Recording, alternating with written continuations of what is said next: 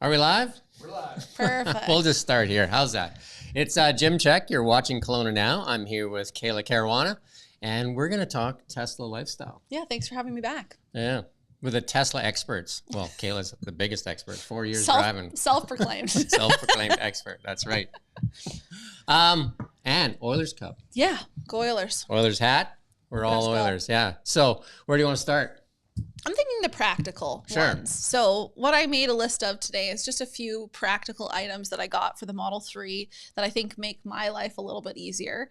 The first one was the screen protector. Very basic, but I got mine off Amazon, super easy to get. And then I didn't notice this, but when you go into the center console, there's space in the top of the center console, and you can actually get kind of a storage system. Yeah, I did that. I got the screen protector off. It's just like you put it on your phone. When I put it on a big screen, and then there's tray organizers and floor mats, and you can order them from a whole bunch. We'll put some links down below. We actually have a company out of Vancouver. Two of them that actually have partnered with us, so we can share some of those accessories with you. That's great. So we'll put links in the YouTube videos, so you can get all the practical stuff, floor mats. You can buy them a lot cheaper than buying them direct from Tesla. I got the WeatherTech ones that you can buy from Tesla, but you can get them aftermarket. Yeah, and you can get a whole bunch of things, right? And then there's the cool stuff. Cool stuff. And that's the cool stuff that we're going to show you. And Jason's got a picture he's going to show you, and we'll start with one of the super cool things.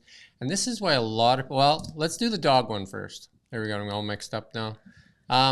This is a cool one because pet owners, lots of people want to leave their animal in the car, and then people are breaking their windows out and all that stuff. But Tesla has cabin protection, right? So you can set the mode. Or as you even I call it grandma mode. You leave your mother in the car and put it on. So you can actually set the temperature in the car, and it has cabin protection. And Elon Musk has said no pet or child has ever died in a Tesla because it has cabin overheat protection, right? So this screen shows up when people are looking at the pet, and it says, "My owner will be back soon. Don't worry, the AC is on at 70 degrees," because the car is actually not running, right? But the AC or the heater stays on. Yeah, right? And it is quite clear. Like you can definitely see it even through that's the back full window. Screen, right? Yeah. That's the full screen. So if somebody looks inside and sees the animal, then they'll see that first, right? So that's a cool thing, that cabin overheat protection. If we bring up the camping one, and the cool thing about that is super cool. You can also use a camping, like say you pull into a campsite, you can actually plug your car in. And that's a whole tent. A whole tent off the back side. Yeah, and it's amazing, right? Wow. So, but then you're setting the temperature, whatever you want it at night, 21 degrees or whatever that is. And then starry roof. Starry nights, yeah. Starry nights, you got the full roof. Panorama view. Panorama view. I like it. What's the other thing you can turn on? Well, you can turn on the fireplace in the front in the front screen. So you get the ambiance. You also get the stars in the sky and the moon. So you're really setting the mood. So you get a car and a trailer. Exactly. All in one. All in one. And I find the AC or the HVAC or cooling and AC in the car one of the best things, right? Me too. Because you set your seat, you set your steering wheel. And I get up in the morning and I use that climate when I 2 or 3 minutes before I go out there. Yeah. Yeah. You can set it to also before you leave. You can set it like in half an hour or whatever the case is. I use it also for defrosting. So if you have the car outside and you want to heat up the vehicle too, that works really well. Yeah. But for camping mode, they do lower I guess they give a little bit of airflow, so they lower the windows just a touch. So you get some air going in and out. Nice. Yeah. So you don't get foggy windows, I guess. Yeah, there's a whole bunch of modes in the car. Like there's even a car wash mode. Yeah. Like when you go to car wash mode, you put it in car wash mode, and then it'll fold all the mirrors and all that kind of stuff. Screen cleaning mode, car wash mode, dog mode, grandma mode. A lot of modes. There's a lot of modes. I did a little bit of research on the camping mode as well, and it only uses about 10 to 15% if you're not plugged in. But you were saying that you could just plug it in at a campsite. Yeah, so if you're at a campsite that has hookups, then you can plug it in just like a trailer would plug in, and then you're actually adding to your battery as opposed to pulling from it. But you're saying if you're remote and you're up in the bush somewhere, and you don't have access, you're saying it takes about 10 to 15% of the battery life in 8 hours, which is not so bad. Yeah. So I mean that's pretty sweet, right? So that even factors in if you get stuck on the connector or something. That's what you can expect to lose in battery life. Like the car's not just going to like drain right out. Exactly. The way, so. Yeah. And camping mode uses Sentry mode too. So I'm sure you could turn off the Sentry mode, which is the camera's on all the time. The security system. Yeah. I golfed this past weekend, and then you get back in the car and it said Sentry mode's been activated. Oh. And I watched what was going on, and it was a deer that walked by the front of the car and then walked past again. So the deer was like checking it out. Caught in 4K, yeah. Yeah, that was pretty interesting. That's I should have pulled that off there. So some other camping things, they have the frunk cooler. I think we got a picture of that too. There you go. Yeah, so you could really, you've got your tent set up now. You've got, we'll get into the mattress part. You've got the frunk cooler, and then they've also got the back cooler. We were just talking about the sub trunk. The sub trunk cooler, and that one can be hooked up to the electronics, so you can actually set the temperature. So I did watch a video of a guy that worked for Tesla. He was one of their managers of the production line, and he lived in his Tesla for like Monday to Thursday because he lived 2 hours away, 2 hour commute back to the factory. So 4 hours of driving. So he just lived in his Tesla for Monday to Friday and drove home on the weekends. I mean, if you can do it, you can do it. They said it was great. I wonder how comfortable it would be. Well, when we show this mattress. Yeah. So this is a Kickstarter campaign, you said? Yeah, and this is the luxury mattress for the Model 3 and the Model Y. And so it does sit pretty flat. Like if I, because this looks a little bit elevated, but in the Model 3 for sure, it sits flat. Fairly flat. Yeah.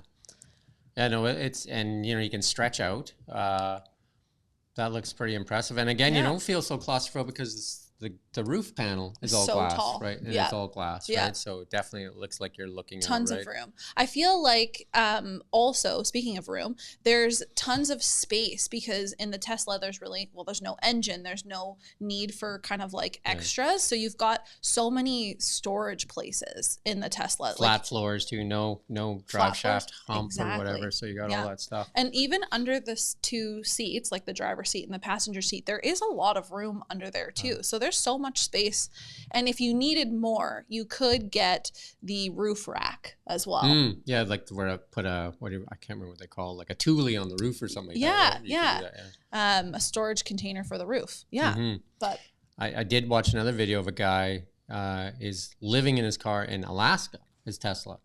Huh. And which model does he have? He has the Model Y. Oh, okay. So the Model Y is you and I have the Model range. 3, and the Model Y has a little more range. And a little more, what you call headspace, right?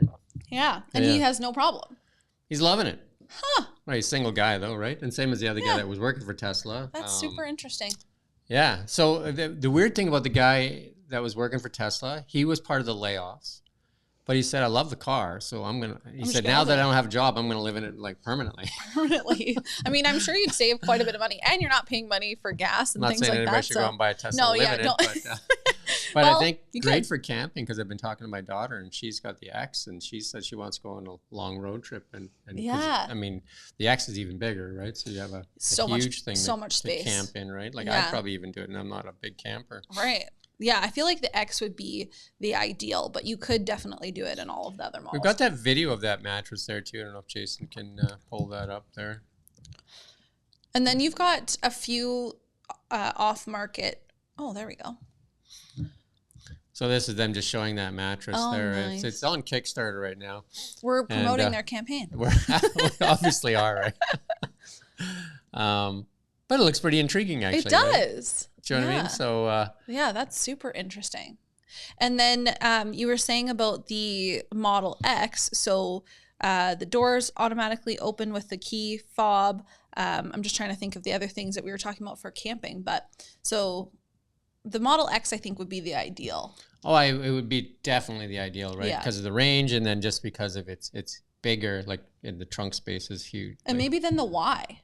After that. I think because the Y is like a smaller version of an X, right? And you wouldn't have that extra trunk piece on the back, right? Because so you could actually flip your hatch open, exactly, and then you would have like an amazing amount of space. Yeah, I think if I was to do it again and I would probably buy the Y. Me too. Yeah, just because it's a little more room, right, and a little more range, and then just a little more flexibility. Maybe they'll come out with. Although I am tempted to the Model 3 Performance that's coming out, right? So that's supposedly It's got insane mode. Yeah. Who doesn't need insane mode? Who doesn't these days, especially in Kelowna?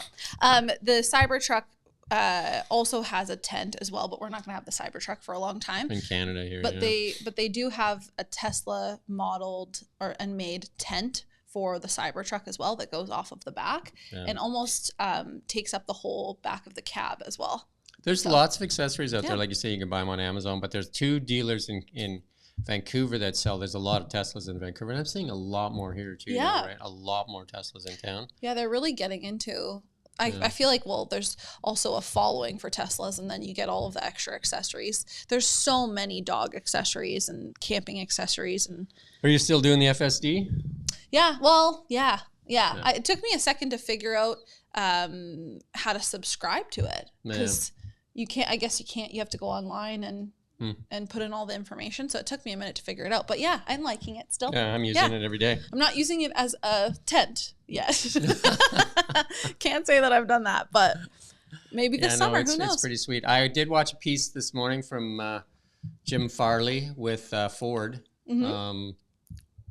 He was praising Elon Musk, and I think I don't know if you and I were talking about, but I think Ford and Tesla will do another deal. They've done the supercharger deal. Oh, okay. I think they might license FSD at some point too. Right? That is super interesting. Those 2 get along really well. They text each other back and forth. So I mean, good on him. There might be something, because you know what I mean? Because if you could put Tesla technology inside some of those Fords, because Ford's got some really nice looking vehicles, right? People love that Mustang, like the Bronco, the Heritage, and all that kind of stuff, right? So yeah, that would be really interesting. Full self-drive is supposedly the big date is August 8th. Yay. It's supposed to unveil the robo-taxi. Crazy. And we're both. I'm wearing Oilers hat. You're drinking out of Oilers cup. What's the predictions? They start June 8th in Florida. Yeah. It's going to be a tough test for them. It's going to be a tough test. Well, we'll see. We'll see what happens. Any predictions? Oilers in. I don't know. It's hard to tell. I say it goes to Game 7. You think? I think it goes to Game 7. Okay, I'll take that bet. Yeah, goes Game 7. Oilers win in Game 7. No, overtime. They'll go to Game 7. Draisaitl scores in overtime. There you go. Okay, that's your prediction. Got it. 2-1. Let's hope. Yeah, Skinner's been playing well, but they've got a really good goalie too. Yeah. Oh, that's awesome. Well, I mean, I don't know. Do you know if any of the NHL players drive Teslas? Do you know that? There's a lot of them driving. A lot of movie stars or celebrities and basketball players are driving Cybertrucks. Huh. Somehow because they get I keep access getting to bumped, right? I keep getting bumped. You're not up on the list. Yeah, what no, like mean? if you look at the NBA when they walk on, they're usually rolling up with Teslas and stuff. I think I'll call Elon after this, and I'll ask him. Yeah. The next show we're gonna bring on some new Tesla. Kayla and I are gonna talk to some people that haven't driven a Tesla before. We've got our news director that actually went on a honeymoon with. He drove it for a couple of weeks, so we're going to get his thoughts on it, right? Yeah, first-time users. Yeah, and then we got another guy on the 10th floor that wants to talk Tesla too, so we'll bring him in as well, Patrick. We're going to make a club, maybe. There we go. Make a club.